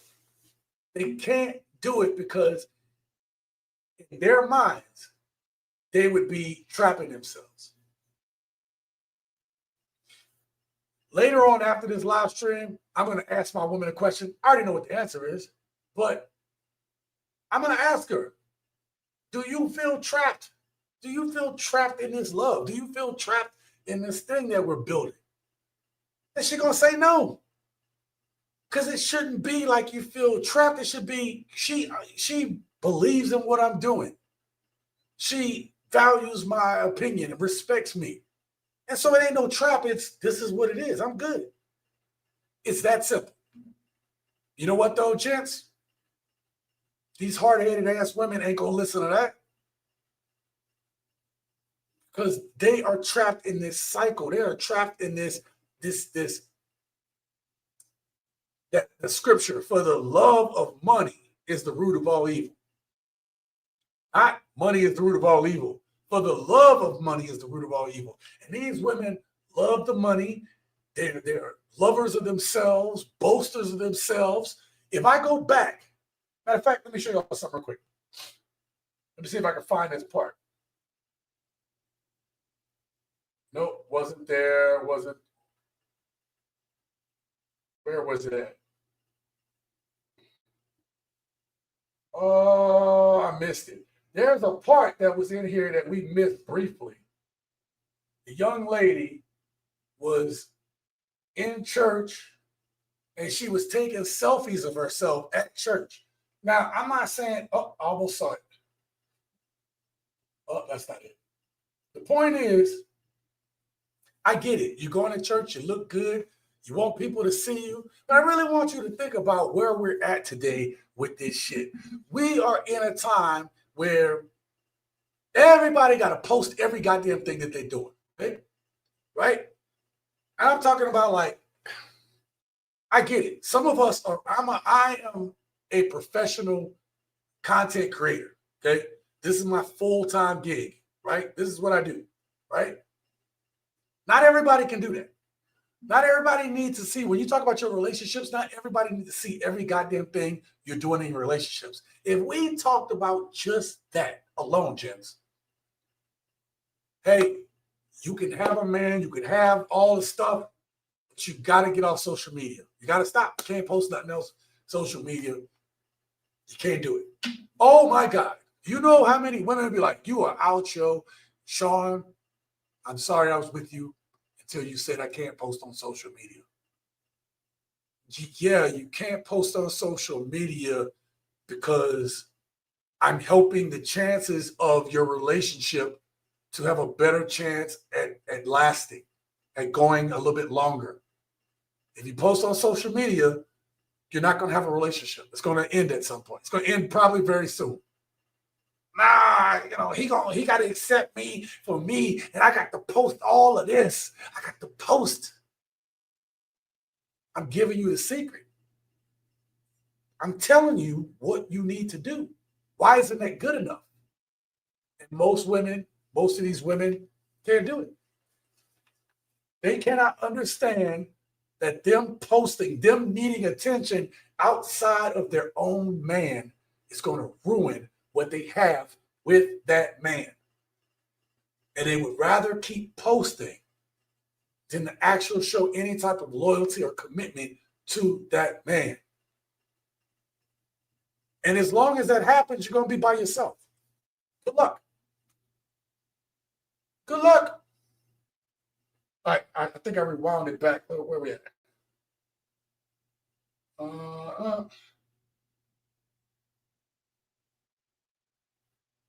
Let's go to some other place. I'm going to give you this designer bag if you can prove to me that you know your finances. Well, let's do it. How many subscriptions do you have? Probably. And they sold you this lie of, Still, and listen to my voice. Singles, your status does not mean you are not whole or incomplete. Your husband does not mean that you are whole or incomplete. When you seek the Lord, you are whole and complete. but the truth is, you don't talk to anybody. You don't talk to men just because you're single. And they sold you this lie of, oh, it would just come. You need to stop worrying about that. Just serve the Lord. And if you get busy and you pretend like you don't want marriage, then it's going to come. We don't give this advice for anything else. If someone wants a higher paying job, no one says to be idle. They say, keep applying, position yourself in the job market, right? Until it happens. Even if you get rejected by one company, does that mean that The church is contributing to women's singleness, and this is something that I'm very passionate about, so I'm going to share some things with you. When I say the church, I mean the body of Christ in the building. This does not mean the entirety of all church people, all church folks, all Christians. There's a small percentage of believers in churches that actually contribute to helping women learn how to date, to actually pushing people together for kingdom marriages, and etc. When I say this, I'm not addressing those people whatsoever, because they're actually doing what they should be doing to help kingdom marriages come together. But for the other large percentage, we are being told as women to just wait and sit and serve, and wait and sit and serve. The reason I'm upset about it is because there are women that are doing exactly that, waiting, sitting, and serving for years, some 10 years, some 12 years, some even longer than that. But because all they've been taught is to wait and sit and serve and to never actually try to do anything on the dating market, they're watching people pass them by, getting married left and right, praying all the prayers, doing all the right things on paper, and quite literally losing hope. It hurts me to. Sorry, let me pause this right quick. This is exactly what I was talking about right here. Dating market, they're watching people pass them by. Right there, boom. Y'all remember what I just said a moment ago?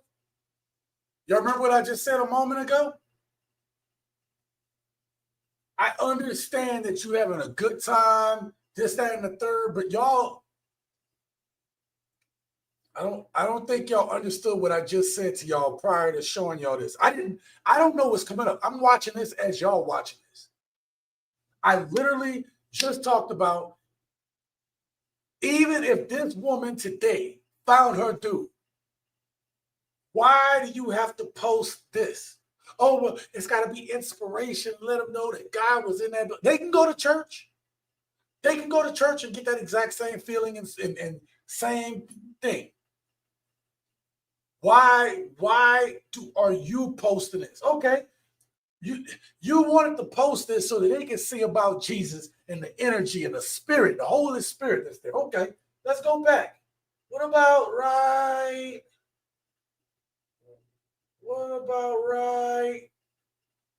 What about here?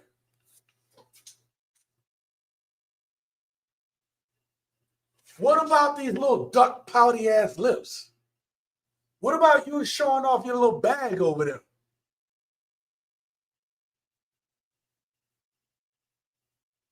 Y'all can't get off the line. Y'all can't leave this shit alone.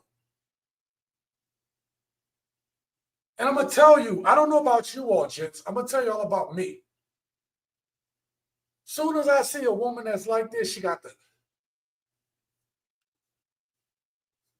to do this all the time, and she in the mirror, and and she posted. She got to post. I'm not. Look, I get it. You're gonna post something, but you gotta post everything, and you gotta post about our relationship, and you gotta tell your girlfriend. Once you start doing all that shit, I'm out, man. Like it's not even attractive. I'm not saying, look, she is cute. But I'm saying that I'm not attracted to this. I'm not attracted to women that's just like, I'm not attracted to the vanity that comes with dealing with modern women today. And I'm telling you, you get in a relationship, a serious one, stop posting. They don't need to know about everything going on with you. Now, I want you to take the logic that I just said about not posting to give your relationship a chance. Why? I understand that everybody says, well, you got to let everybody know that God is in your life so you can inspire them. Look, everybody know, look, there ain't nothing new now, right? Before, back in the day, there was pockets of the earth that didn't know about God and didn't know about Jesus and didn't know about these things. Everybody knows now. The internet has made it that everybody knows about God. Everybody has the same access to the Bible that you do. What they need right now is to see women with examples of women who got their men or in functioning, healthy, peaceful relationships that are headed towards somewhere. I didn't say nothing about happy, but you know where you're going. You're in sync with each other. That's what they need to see more of. I bet you show me women with their own husbands, that their husbands are happy and they're functioning, and the wives understand their role and the man understands his role. And you tell me, show me those church women. And I would tell you they got a more powerful testimony than you taking selfies. Right? So don't sit there and say, oh, I'm doing it so everybody can see the power of God. Show them you and your husband and your man. Oh, actually, don't even do that, because you don't want women, these jealous ass women, to be like, oh, she got a good one. You ain't got to do all that. You ain't got to do that. Nobody can keep their shit private no more. See what y'all got to say about that one. It was great to hear. I live in Thailand, away from the churches. I still read my Bible often. All right, that's what's up. Our boss says, misery loves company. Church is giving these ladies the illusion of happiness for singing, dancing, and jumping around and giving their money away. Got to do better. Absolutely. Yes, we do. Religious women are is the final form of a modern 304. Don't be there for their transformation. Ooh, Garrett. Let me put that back up on the screen. I was going to make a video about this at one point. I just didn't have enough clips to kind of make it work, but that right there, I have a clip that literally says that the church woman now is the final form of the 304. She didn't been through it. Matter of fact, Garrett, gents, I'm going to give y'all a perfect example. Y'all ready? And it may not even be the final form. You ready? I got 2 words. 2 words. Brittany Renner. Brittany Renner. Brittany Renner was out in these streets. I mean, she did not care what she was doing. She was on laps. She was doing all kinds of stuff. And then all of a sudden, she all covered up. She all religious now. Who was she with? The gang, right? Now she's a Muslim woman. Man.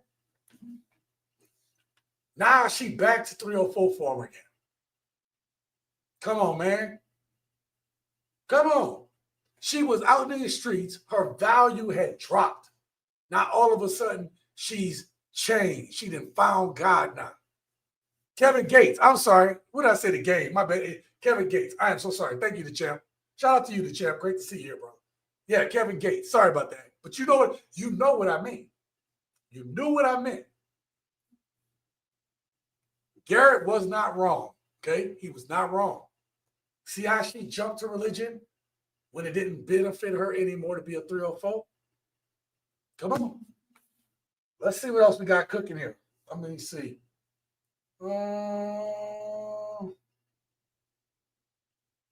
Let's go right here.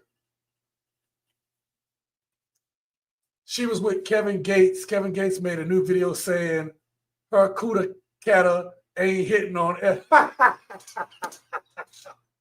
Yo, I got to check that one out, man. I'm going to check that out. I'm going to see what he say.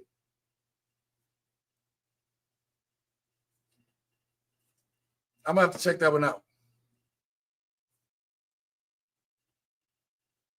All right. What are churches made up of now? 304s and white knights. Jesus was anti-religion. Ooh. All right, Garrett, you want to go there? You're right. And I'm not knocking anything you say. I'm actually agreeing with you. There was a point that I was making earlier about how everything now is based on money. It's based on this capitalistic society that we live in. We're in late stage capitalism right now, right? And everything is based on it, even the churches now, right? And I distinctly remember, maybe I'm wrong, y'all can tell me, I don't know, okay? But I remember there was a story of Jesus being in the temples. Jesus, the one thing that set Jesus off, he had beggars and thieves and liars. He had all these people around him that he was trying to give them hope and inspiration. When Jesus lost it was the people that were the people who were selling stuff in the house around and in the house of God. That's when he started flipping over the tables and losing his stuff. Y'all remember that? If you know anything about the Bible, y'all remember that? Now, what do we have? We have mega pastors on this internet talking about, I got the biggest house in Louisiana. Oh, I'm buying my second jet right now. And people are hungry. Your congregation is hungry right now, and these mega pastors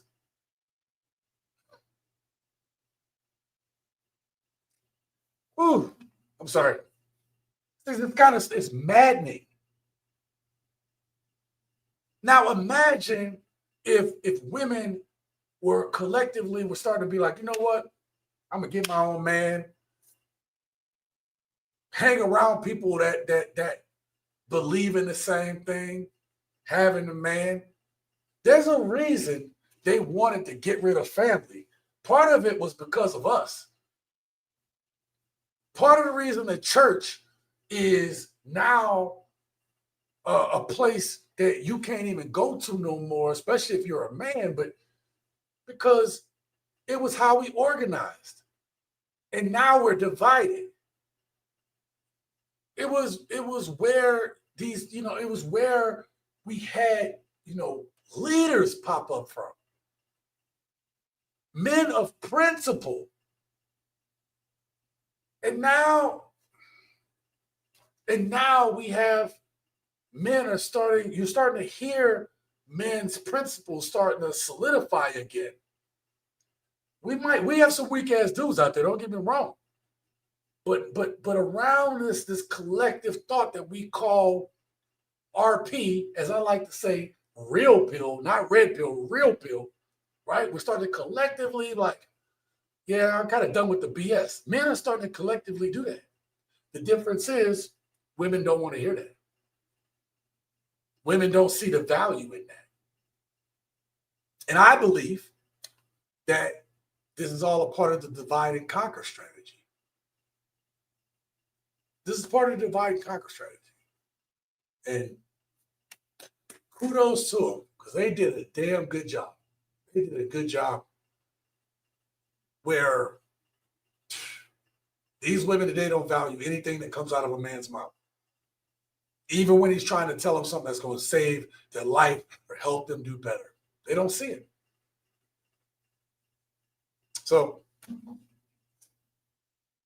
where are we at on time? Okay, I'm gonna find. Let's see what else was on here. I think we were there. Why does this all look alike? All right, let's go about right here. All right, how long before I see results? We'll play one more. Day 3, you'll feel your energy. We'll, Day 7, we'll your eyes will change. Day 28, you will become unrecognizable. 3 reasons to start Tai Chi work. Actually show up. These women grow old to 60, 70 years old, ain't found a man yet. So I saw a video of a woman and she said that the church is keeping Black women single. And I just want to put in my 3 cents because I watched the entirety of the video and I actually agree with what she's saying in the video. I just don't agree with her blaming the church. The church is not trying to keep Black women single. Society is. And Whoa. Gents, remember I told you there's the truth and there's the lie. Okay? On the surface, what she's saying isn't wrong. But it is wrong. Because if the church, she says the church isn't telling them that, but if the church was telling them the right thing, right, then why are they still acting like the same women that are out in society once they leave the church? If the church is not, if the preaching and the accepted teaching in that church or collectively in the churches is telling these women right, then why do we have women that are on these paths? Yeah, it's out in society, but why do they allow Ziggy, Office 50? So why do we have this going on, right? If they were following the teachings and the preachings of where they're at, then why do we see these same results?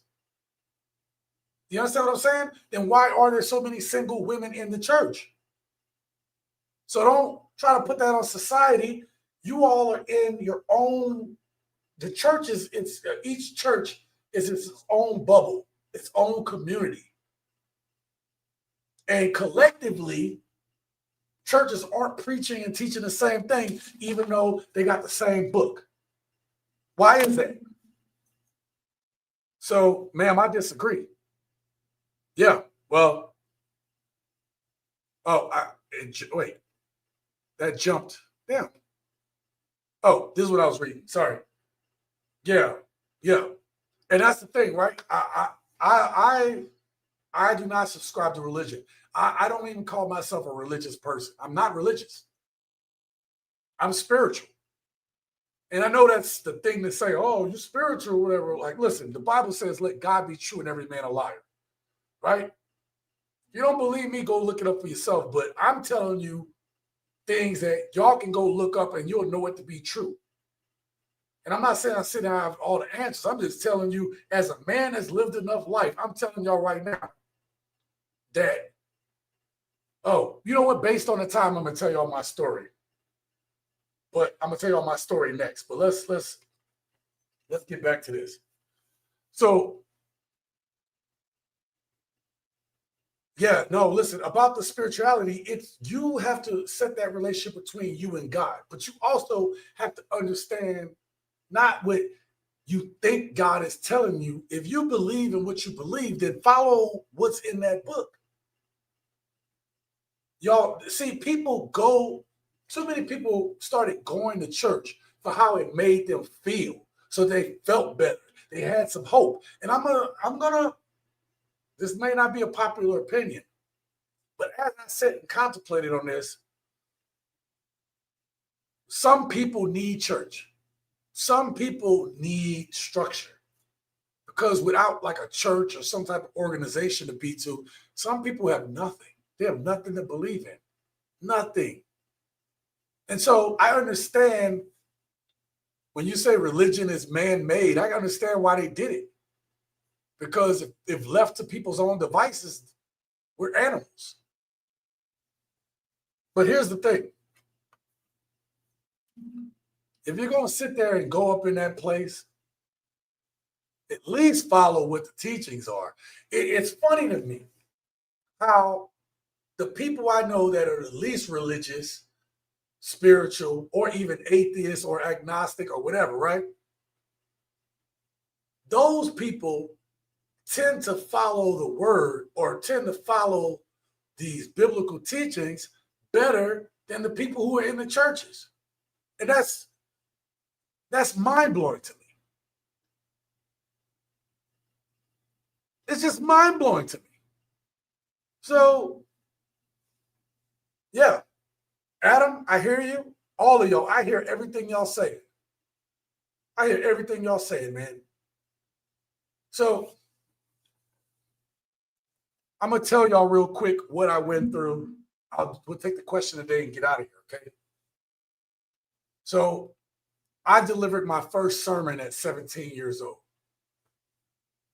And then to a bunch of kids. I was a teenager, but I was delivering a sermon in Bible school to little kids. To kids like I was when I first started going at 10 years old, right? So 7 years later, I delivered my first sermon. The sermon was good enough that I actually delivered a sermon to the whole church, right? And so I was already on that path. And then I get married, and then I've delivered sermons to the church. I've delivered sermons in front of other churches, right? I've done all of that, y'all. And I'm not saying this to brag, right? Because that's never what I wanted. That's never what younger Sean wanted. I didn't think that I would not be doing that. Me and my first wife was kind of going through our problems, right? And I'm a young man at this point. And there's something special about this date that I'm going to tell you all about. Today's date, 9/10/25. I'm going to write it down so I make sure I don't forget. Okay? Today's date is a interesting date for me. But anyway, let's go back.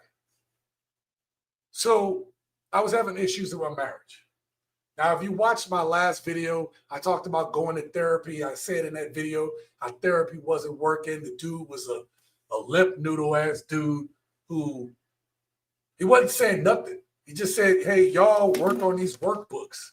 That shit didn't work. Okay? She just found another reason. One of y'all put in there about shame, insult, guilt. She said go to therapy, and then when we are supposed to do the things we were supposed to do, that didn't work. So the next thing I started doing was going to, we started having like the men would go have our night to fellowship together. Not like going out and bowling. I'm saying with the pastor, the men that were a part of the church, helping out the church, we would fellowship with the pastor like once a month or something. And then in there, it was supposed to be a safe place to be able to talk about what's going on with us and have this older, wiser gentleman help us, or at least give us guidance. I'm a young man. I'm 22 years old at the time. 22, right? So the stuff that we talked about in there was supposed to be private, okay? Tell me why sometime later, tell me why my ex-wife knew about what we talked about, knew about the stuff that I talked about in that setting.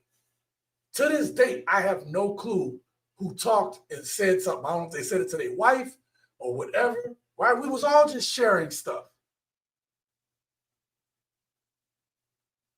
So we got into an argument about that, right? And then my ex, when I was like, hey, we're not doing this. This don't make sense economically, right? Like, we needed a second car. I'll give you all this story. We needed a second car, right? I wasn't making a lot of money at that time in the military, right? Anybody know you first get in the military, you ain't making a lot of money, right? we had a car already, but we needed a second vehicle because she had to get up early in the morning and get all the kids ready. So there was I worked with a bunch of mechanics, right? And this one dude, he was an older dude that I worked with, and he had a little beater of a car, 5-speed, manual transmission beater. He said, look, this ain't no, he said, this car is an old ass car, but it will get you from A to B. It'll get you from your housing to work every morning. He said, it's that reliable. It will get you back and forth. He said, this ain't no, do a bunch of stuff. This is your work vehicle. And he was only going to charge me like $500, okay? We went to go talk about it. It's like, hey, to solve our car problem, this dude wants to sell a car for $500. This is going to be perfect, right? We ain't going to find no deal like that. It works. It's going to work because he's a mechanic. He know how to work on it. He told me what the limitations was, and he's moving. She lost her shit. My ex got mad because it was a manual transmission and it's not a car that she could drive. We had a minivan, right? We had a minivan because we had a bunch of fucking kids, right? And I said, this car ain't about you being able to drive it. It's so I can get back and forth to work and you don't have to get up in the morning early like I need to get up, or you don't have to like get the kids ready to bring me to work just to drive back home. Well, that shit got heated. And it got heated to the point where she brought the pastor into it. The same pastor, mind you, that was in this men's group. And so the pastor heard us talk about it in front of him. And then he had the nerve to tell me, well, hey, maybe just look at new car, look at another car or whatever. Now, we ended up looking at cars, and we actually ended up getting a new car, okay? I need y'all to put a pin in that, okay? We got a new car, brand new car. We had got a 2002 Hyundai Sonata, right? We couldn't afford that fucking car, man. That car note was $450 a month. And on top of insurance, $450, man. And all because she wanted to be able to drive that car, even though we had a lot of kids. Like it just wasn't conducive to have that many kids in that car. Okay, we had 4 kids in the house with the twins. So this is the same man that my secret got leaked out to. That instead of him understanding that he was retired from the military. He knew I wasn't making a lot of money. And in his mind, the only thing that he could say was basically, in his mind, was make her happy. When even at 22 years old, I knew that we couldn't afford that fucking car. So what made me back away from that church was, and I don't know how true this was, but there was a rumor that pastor was messing around with somebody. I'm not saying it was my ex. I'm just saying that I don't know. He sure was in the tank for her though. And it's that kind of shit that, like, I'd already been through some other church stuff before where it made me almost lose my faith. But this here was like, yeah, I don't know. I didn't, after all this stuff and what I said getting back, I was never the same, you know? So I told you all that today's date holds some significance. Obviously, this is the day before 9/11, right? Where we celebrate that. 9/11 happened on 2001. And so this was about to be the first anniversary of 9/11. And that was the day that me and that ex got into a really big fight. And it was so bad that, I was leaving. I was going to go stay by somebody else's house. So she called the cops because she didn't want me to leave. So she feel like this woman valued my life so much. She just called the cops. She's like, I'm going to call the cops. Like, well, call them. You know? And just a lot of stuff went down. So that was the last time that I lived with my kids full time. Full time, meaning like every day is with them, right? It was the last time I ever lived with my kids full time. Was September 10th, 2002. So 2002, yeah, I was 23 years old. Okay, so half my life ago. And that changed all of our lives. Changed, my daughter lived, was down the hallway. Changed all of our lives because of this woman's selfishness. This woman who was supposed to be a church woman. So I shared that story with you to say that I don't have a problem with people going to church and having their beliefs. I have a problem with people that are, and I don't expect people to be perfect. We're not perfect. We're not going to get this shit right. We're just trying to figure it out day by day. But damn it, how many of these people that go there? I'm talking about some of the dudes too, right? Them dudes that are pimping out these women at these churches. I'm saying that like people's lives are at stake right now. People's marriages, people's relationships. And I was a young man. I didn't get it. I didn't get it at the time. I get it now, though. I get it now. I don't blame God for that. I'm not mad at God. I'm not even mad at these women. I should be fucking bitter, but I'm not. I have learned that what I have set my hands to do, God is in it. Because I have faith in what I'm doing. I believe in it with all my heart. And I'm going to make this shit happen. And so any woman or person that is against that don't need to be in my presence or don't need to be dealing with me. Because I have a higher purpose. And I shoot for that. That's why we talk about purpose on this channel all the time. Because I'm focused. My faith is steady. And a lot of these women today, they can't handle a man like that. They can't. They can't handle a man that's laser focused like that.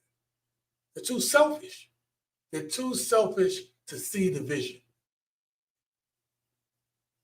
So I'm gonna get to the question of the day. Oh, we went over 2 hours. Thank y'all for listening to that story. I guess it's to say that what made me back out of the church was too much capitulation. That pastor should have said, look, y'all can't afford that shit. He's right. Why are you calling me? That's your husband. You're supposed to listen to your husband. He's telling you right. He might be younger than you, but he's telling you right. But he didn't want to do that. He capitulated to my wife and tried to get me to think that I was wrong on the shit that was wise. It was wise for a 22-year-old to know we can't afford this. Let's do this. This is going to save us money, time, and gas. Like, at least I was that smart at 22. 23. Well, 23 is when I left, but 22. So let me get to the question today. The question of the day, y'all put that down in the actual, not the chat, but the comments, okay? So this is for y'all for the comments, but question of the day is this. In your opinion, has church let the Black community down by not promoting the importance of men and strong family values? Like, I want to hear from you guys. Like, what is y'all thoughts genuinely on that? Like, is it, you know, I believe there's a, like, I understand that church and, you know, might be in certain religion man-made. I get it. But there is power in that structure of people coming together. Even the word talks about that, right? The power of people agreeing on something. That was our strength. And so any church that's sitting here, you know, promoting or telling women like, oh, it's okay to be independent and it's okay, you don't need no man. Like, that's wrong. It's fucking wrong. You can't convince me otherwise. Because we were stronger when we were together. That's the truth. You can't, and I'm sorry, the evidence tells me that. You won't change my mind on that shit. Too much greed nowadays. Absolutely. Garrett says, Sean, resounding yes. Thank you. The truth of the Lord is the greatest religion. Absolutely. Expat Jesus, because if he's not alive, then it was all for nothing. Yeah. Of course, women will always be selfish, forever disgusting, and trifling. I had to look over and I was like, oh, that's like a Preston quote. Many different types of religions out there in the world. Which one is right? Right. And that's why, look, you have to search out God for you. And I believe in living a principled life. I do. I may have not always gotten it right, but it got me to where I'm at. And that's the important thing. Of course, women will always be selfish, never self-sabotage, just downright disgusting. Lives, livelihoods, etc. are at stake. But what's the most important? The soul. Everyone's soul is eternal. But it's only going one or two places. Where's yours headed? Yeah. A woman calling the cops just because she doesn't want a man to leave is insanity. Can she not look in the mirror? Bro, it's one of the craziest things I've been through a lot of crazy shit. That one was crazy. I honestly don't know what I don't know what I could have did differently other than hide my intentions and then leave. You know what I mean? And the worst was she initiated that shit in front of my kids, man. And they were little babies at the time. They were like 2.5 years old. They were 2.5 years old, and you're losing your shit in front of these babies. And I'm just trying to leave. Like, yo, look, just let me grab my shit and get out of here. We can calm down, cool down.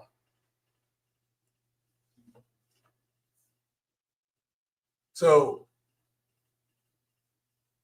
yeah, that was the last time I lived there. And that was after all the counseling. We already did all the counseling. There was just no way to save it, you know? So, I am a simple man with simple needs. My wants must add value to my life. Yes. Listen, I think that comes with age and wisdom that, like, there's things you're going to want. And sometimes your wants just because you want it. But I'm saying that once you get to a certain point, you're like, man, do I really need that shit? Listen, we joke all the time because when me and my girl or, you know, the kids see a Corvette, they're like, oh, you know, Dan wants a Corvette. It is a joke that we have. And I'm like, and I'm going to tell you how cruel life is, okay? We're driving down the interstate, and one day we see 3 Corvettes in a row pass us. And I'm like, I just want my Corvette. You know what I mean? But you know what, though? It's a joke now. I don't need no damn Corvette. Like, the money I put into a Corvette, there's so much more shit that needs to be done. I can't afford a Corvette. I mean, I could, but I mean, like, why put that financial burden on myself just to be driving around in that? You know what I mean? Where that money could be going to something else. This y'all talking to a man that's been paying child support since 2002. Just like I said, haven't missed a payment. In 23 years, haven't missed a payment. Now imagine had we had that money and was able to invest that money for 20-something years. Come on. But see, they don't think that way, gents. They don't think that way. Oh, let me buy this Birkin. You got to keep my nails up. What if we took that nail fucking money? You just do your nails at home, and we take this nail money and we invest this shit. Then you could buy your own nail salon in 10, 15 years. They don't think, man.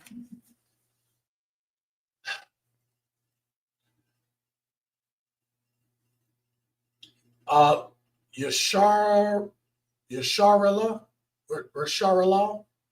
1 Corinthians 11:8, for a man is not of the woman, but the woman for the man. Neither was the man created for the woman, but the woman for the man. I don't even bring that kind of stuff up, but that's the word. And they're not teaching this. Or if they do, they just glaze over it. But I guarantee they're not bringing up 1 Corinthians 11:8. They're not talking about that shit no more in church because it don't pay the bills. Thank you for that. Appreciate it. Devin says the pastor's the one that told her what you said in the men's only meeting. That's why she called him about the car. Oh, trust me. Like, I don't sit and think about it too much anymore. But when I had time to think about it, I was like, it's all a little convenient, you know? It's all a little convenient. What the heck? That's kicking a gift horse in the mouth. Heck, if you got the full 500 and ran into problems, the guy probably would have fixed it out of kindness of his heart if he was still around. Listen, Garrett, that's the other part about the car. Okay. He was okay. I did nuclear engineering. I wasn't an auto mechanic. I only started working on cars once later in life, and YouTube, you can look up something on YouTube, and that's how I fix something. Because I can look at instructions and fix something. I can look at a YouTube video and say, okay, I can take this apart and do it. Because that's what we did in engineering. But I'm not an auto mechanic. This dude worked in engineering with me on the other crew, and, right, he was a mechanic, right? Older, just old crusty ass dude, right? He one of them dudes that's been in the military for a long time. But you are absolutely correct. If anything would have happened with that car, all I did do is call him, and he would have been like, oh, I got you. I know everything about this car. He would have took care of it. He wouldn't have. We don't sell each other lemons. Let me give y'all another example. I had a Mustang in 2015, 16. I used to do the tune-ups myself, right? I would race that shit in Hawaii, and the spark plugs just wouldn't. I should have just bought some really, really good ones, but it gave me a chance to open up the car, take it apart, wherever, right? So when I sold my Mustang to one of my guys, he needed a car. I had bought a new SUV, so I was like, "Hey, I can't. There's not a lot of room on Hawaii, so having two cars is too much, right?" So I sold the car. If he had any issues, I've taken that car apart a few times, and the car recently only died because it was old. I just found out the car finally died. Or it wasn't that it died, it just, wherever he was at, he couldn't get certain things. I don't know, something happened. He couldn't get the work done. So the car is effectively dead. But he had that car for good 5-6 more years. And it was a 2003 when I got it. It was a 2003 Mustang, and I sold it in 2015. It was only 12 years old. So he had it, and it was damn near 20 years old. When it was over 20 years old when it finally broke down. So yeah, we take care of each other. This would have been an easy fix. Yeah, she's not practical or solution seeking at all. No, she wasn't. Ecclesiastes 25:16. I'd rather dwell with a lion and a dragon than to keep house with a wicked woman. Jesus. Yeah. Yes, you're right, man. You're right. The body is the nourishment that feeds the soul. Absolutely. most people don't realize their body is the church that houses your spirit. And imagine that you're living in a house and you don't have any peace. You don't have any comfort. Again, go back to what Shahrazad Ali said earlier in the video. What did she say? She said happiness comes from peace. You know what I didn't have? I didn't have peace in my own house. And the funny thing about it is I had this talk with my daughter recently. I said, do you realize we had a long talk. And one of the things we talked about is I said, when I knew it was the end, I knew it was the end between me and your mom when I stopped playing with you guys. I came home and I just vegged out. I didn't want to even come home. When I told y'all about coming home and sitting in that driveway, I didn't even do that. I just stay at work and just work as long as I could. Or I would just come home and veg out on video games because I just had no desire. My will was broken at that point. I was broken. I just didn't care. Work was stressful. Home was stressful. That was one of the most miserable times of my life. And it shouldn't be, because I absolutely adored playing with the kids. Loved it. Loved it. I'll tell y'all this other story when we get out of here. I remember having this conversation with my ex, and she said, I'm always home with the kids, and I don't get a chance to rest, and blah, blah, blah. I said, well, look, I'm home today. Why don't you just go to the mall, go do whatever you're about to do. Me and the kids are going to be fine. And I mean, she left, man. Me and the kids played. We was laughing and joking. We was doing all kind of stuff. Fed them, had them cleaned up, right? We were having a good old time. By the time she came home, we had already stopped playing. We were all watching a movie together. I mean, we'd already had a ball, ate, cleaned up, did all kind of craziness, pillow fights, all kind of stuff, right? Me and the kids had a ball, man. I enjoyed that shit as a father, man. Enjoyed it. She came home. I said, hey, did you have a good day today? She's like, I was like, wait, you've been gone 4 or 5 hours and She's like, I was just by myself. It wasn't that fun. Yo, you just said you needed time alone, and then you get 4 or 5 hours to yourself that none of us get. Not with young babies running around. We don't get no time like that. And I had no problem giving her that time, even though I'm at a stressful job during a stressful period of time. I'm like, yo, go do that. We good. We good here. Go take the time you need. Not good enough. Yo, let me tell you something. That shit right there, man. That shit right there, I could not believe that. Like that was before things got bad, right? That was our attempt to that was my attempt right there to like, yo, I know you, hey, you might be stressed out with all these kids. Look, I got you. Go ahead. Even at 22 years old, 21 years old, whatever age I was, 22. Even at 22, I had enough thought to be like the type of husband that's like, I know you got a lot on your plate. Even though I got a lot on my plate, let me take this off of your plate so you can have some time, a moment to yourself. And it wasn't enough. And any ladies watching this is the kind of shit that men are like, what sense does it make to deal with this kind of shit? It's never good enough for you all.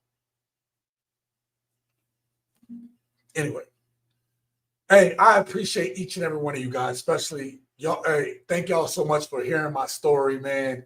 You know, I built this channel based upon us talking, sharing this information, and this was different. We might have to do something like this again.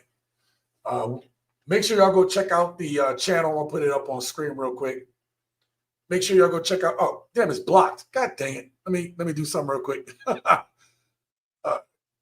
y'all go check out the channel, Date Right. That's on YouTube. Thank you to the channel for allowing us to be able to discuss over this video today. I appreciate that. Thank you. If you're not subscribed to the channel, consider subscribing. We do this most Wednesdays, most Wednesdays at on about, again, somewhere between 4:30 and, I don't know, 4 to 6. Who knows? I don't know. Like, it depends on the day. But I'm going to try for 5 o'clock. But we do this on Wednesdays. And I appreciate each and every one of y'all for coming through. Make sure y'all leave a comment later on. And we'll do this. We'll do this thing again next week. All right, gents. I'm going to try to put out let me see what Singer says. We are going to do, when are we going to do a Friday so we can talk about those Saints?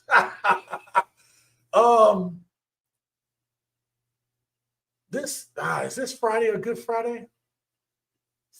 Let me look at a calendar real quick.